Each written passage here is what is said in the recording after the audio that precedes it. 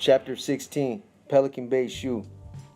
When the bus finally pulled up to Pelican Bay and we entered the facility, we were first taken to R&R, receiving and release, an area where incoming and outgoing inmates are processed.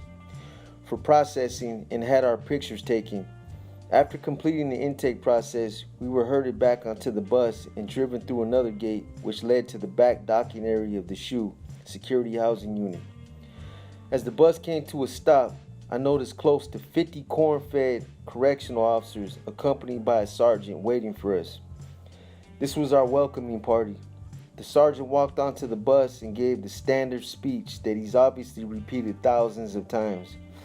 Welcome to Pelican Bay, Hotel California. This is the end of the line. You guys are obviously here for a reason, so don't expect any accommodations. You give respect, you get respect. We give free elevator rides for those who don't understand this.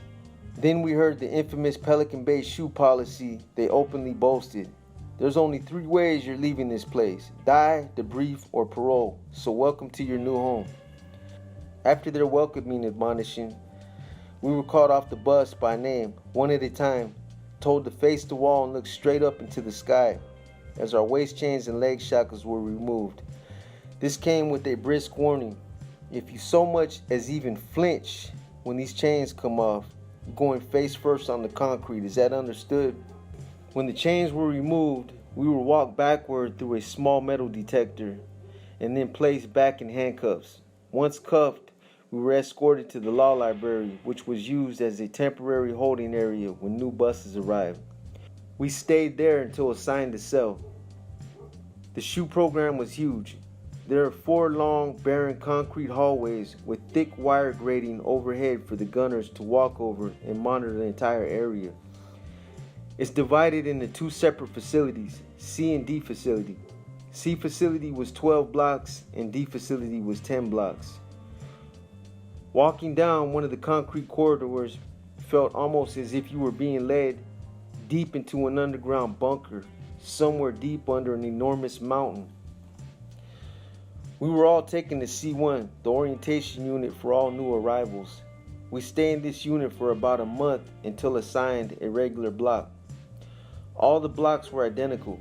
Each block's main corridor was a circular shaped walkway that led to 6 pods. The entire unit was laid out in the shape of a pie. The 6 pods are A through F. Each pod contained 2 tiers, an upper tier and a lower tier, with 4 cells on each tier. There was a shower at the front of each tier. In the back of the pod, a solid door affixed with 2 rectangular shaped windows led out to a small concrete yard. There was nothing on the yard except 4 concrete walls and a water drain. Over the top of the enclosure, about 20 feet high, was a video camera monitored by the control tower on a small video screen. Over the entire yard was wire mesh that was half open and half covered by plexiglass. This framed a constant gray overcast drab sky. There was literally nothing else out there. If you were lucky enough, you might catch a quick glimpse of a bird flying by. And this was usually considered a prodigious event and the highlight of the day. In some ways, it served as a subtle confirmation of one's psyche that another form of divergent life still existed outside this oppressed, dismal world.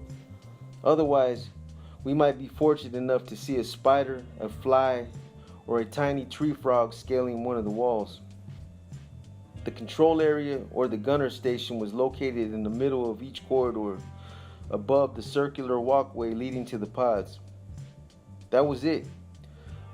Although I was technically in the SHU, I had yet to reach the main track where the other SHU inmates were housed.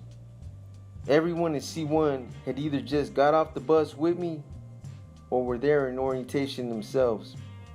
After about 3 weeks, I was finally moved to D7 to a cell by myself. This is where I'd stay until I finished my violation.